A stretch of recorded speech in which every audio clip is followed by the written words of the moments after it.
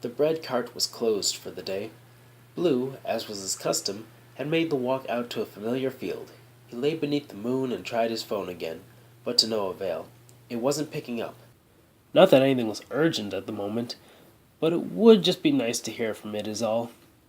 It would be nice to hear how things were going on its end. Still, Blue did have an idea. He'd just need a way to get into that banana factory. He figured they had to unlock the doors at some point, didn't they? Blue didn't sleep, so it was no issue for him to get to the banana factory at 9 a.m., right when the day started. He waited in some bushes for someone to come by. It was a purple man. The man walked up to the door, pulled out a set of keys, and proceeded to push his way inside. Blue hopped out of the bushes as soon as the purple man was out of sight and made it to the door just before it closed, able to hold it barely ajar. He waited a few more moments until he felt sure the purple man would be further away, then proceeded to ease himself inside. The factory was a sight to behold.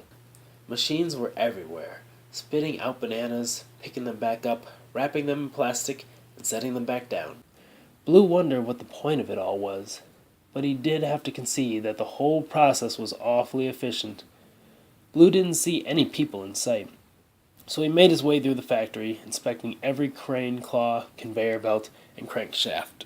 He looked at each machine, but didn't see what he was looking for. He thought he saw it once. When he walked up to it, he quickly realized his error and apologized to the mechanical unit. Then he finally saw it. Y310, he said. Y310 kept working, grabbing a banana, wrapping it, and placing it on a styrofoam container. Blue walked closer. Y310, he repeated. This time Y310 looked up, although its arms continued wrapping and sealing bananas. Y310 let out a series of beeps and clicks. Yes, well, I go by Blue now, and until we get out of here. Y310 nodded. What are you doing here? Asked Blue. Working, said Y310, and I suspect winning our bet. You'd be surprised what you can make selling toast on a stick, said Blue. And how much is that? Asked Y310. Bananas kept flying down the conveyor belt as it spoke. Blue figured he must have done at least 500 bananas just in the short time they'd been talking. Not really sure, said Blue, giving a shrug. I don't really keep track of the paper people hand me. I just know a lot of people are buying the toast. I can tell you that I get exactly .003 cents per banana wrapped here, so if you do the math, you'll see I'm bringing in a nice $1,000 per week. Blue tapped a finger on his chin as he did some quick calculations. 50,000 bananas a day, he said, nodding. I get $2.50 for every slice of toast I sell. That's 100% anyway. Of course, I had to pay for the cart and the toaster, and I have to pay for the bread, but somehow it seems better than this. Blue gestured towards the whole factory at once with a swirl of his hand. All around, machines worked at a similar, but marginally slower, pace as Y310, all taking individual bananas, wrapping them in plastic, placing them on a styrofoam tray, and vacuum sealing the whole thing. The building hummed with a sort of artificial life. Are you at least making friends with some of the other units? Asked Blue. The other units, said Y310. Well, they're not quite like me. Y310's production rate slowed down by about 4%. How do you mean? Asked Blue. They don't talk. They just make the bananas. As far as I can tell, they're not even being paid.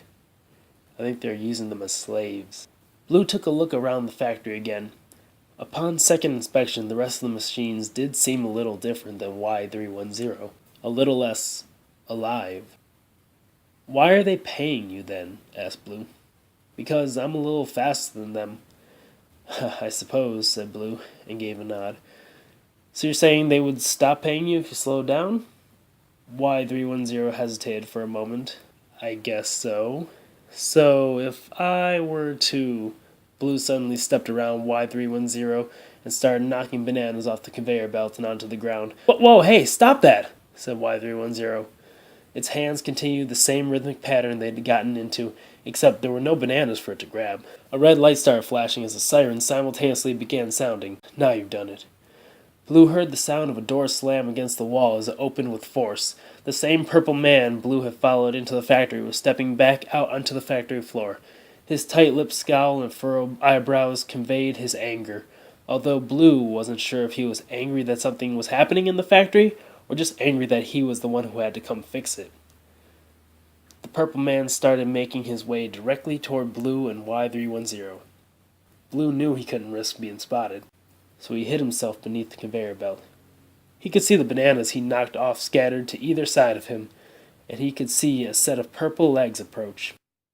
"You malfunctioning over here?" asked the purple man. "Everything is running smoothly," said Y310. It wasn't a lie. By this point, new bananas were coming onto its conveyor belt, and its production was back to a normal pace. "So it's normal for all these bananas just to be sitting on the floor like this?" asked the purple man. "One of the other units must have been loading the bananas too quickly. If you put too many bananas on the belt at once, this is what happens." There was silence. Blue figured the purple man must have been considering whether or not he should accept Y310's story.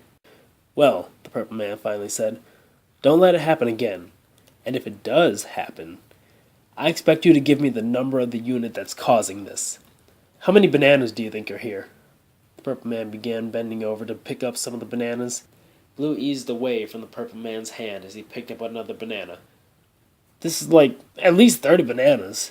That's almost a whole penny that's going to have to come out of your paycheck." "Almost a whole tenth of a penny," said Y310. "What?" asked the purple man. "You said almost a whole penny, but 30 bananas at .003 per banana would actually be closer to a tenth of a penny." Either way, it's going to cost you," said the purple man. "Don't let it happen again. And don't talk back again. I'll drop you from the factory quicker than you drop these bananas off the belt." The purple man made his way back to the door he came from and was gone. Blue crawled his way out from underneath the belt and brushed the dust off his hands. "Friend of yours?" asked Blue. "There are no friends in this factory," said Y310. "Human or machine." "Well, we knew that before we came to this planet. No idyllic relations, just callous cash payments." Blue sighed. "Did that purple specter haunting you at least have a name?" "Vio," replied Y310. "You think our friend Vio ever once stopped to ask why he owns a factory that's sole job is to wrap up a thing that already has its own natural wrap?" Blue grabbed a banana from the conveyor belt, peeled it, and began eating. "First off, he doesn't own the factory," said Y310. "And second off, don't get too high and mighty. You're chopping down trees just so you can have something to impale your bread with. Sometimes you gotta play the game," said Blue. "And if I wanted to be like you, working 8 hours a day, and if I wasn't constantly giving away my money, I'd win this bet easily. I'm still going to win, but at least my way I can have a little fun while I do it." Blue placed the flaccid banana peel back onto the conveyor belt and watched as Y310 picked it up and vacuum sealed it. "You're really trying to sabotage me, aren't you?" "I'm not even working right now, so I'm really giving you a head start." "How long until the ship is finished and we can get out of here?" Not sure." Blue shook his head and turned his palms toward the ceiling. "I figure it can't be too much longer." "I just want to get back home," said Y310. "Me too," said Blue. Blue got homesick pretty easily, and being billions of miles from home was no easy feat for him.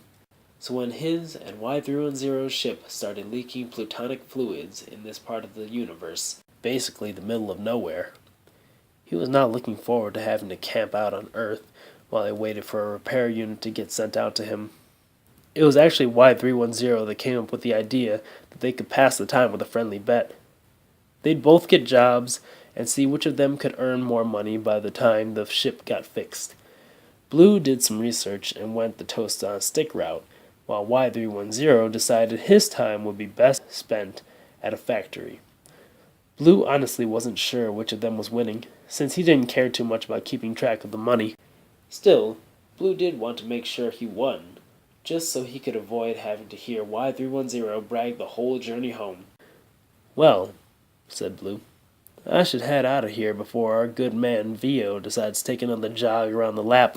Till next time." Y310 gave Blue a good-natured series of beeps and clicks, to which Blue just laughed and shook his head.